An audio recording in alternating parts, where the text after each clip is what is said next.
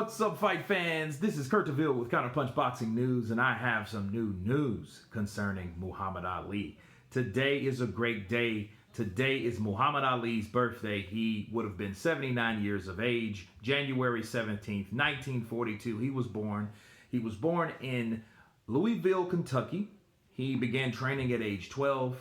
At age 18, he won a golden medal in the light heavyweight division at the 1960 Summer Olympics and turned professional a year later. He became a Muslim after 1961.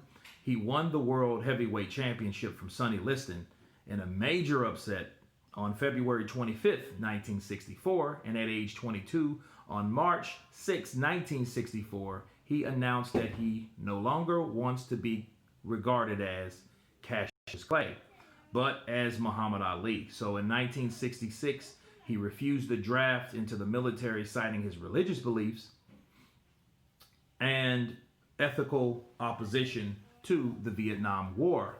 He was found guilty of draft evasion of 5 years, but he appealed and he won eventually in 1971. However, by that time, he'd been out of the ring for over more than 4 years. So that was a lot of his peak time as a professional.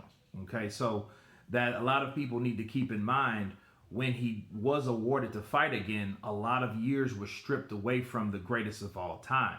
Okay, he lost his first professional fight against Joe Frazier in 1971. The fight at Madison Square Garden, as you guys know, and a spectacular fight. It was back and forth action with Muhammad Ali on one side and then Joe Frazier on the other, and the country was in a divide, as we know.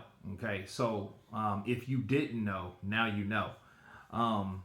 He avenged that loss by beating George Foreman, which George Foreman destroyed Joe Frazier, okay, less than, a year later, okay? And he went in to take on George Foreman in Zaire, claiming that he was the best of all times, and he did a major upset like he did with Sonny Liston back in 66, okay? Or sorry, back in 64.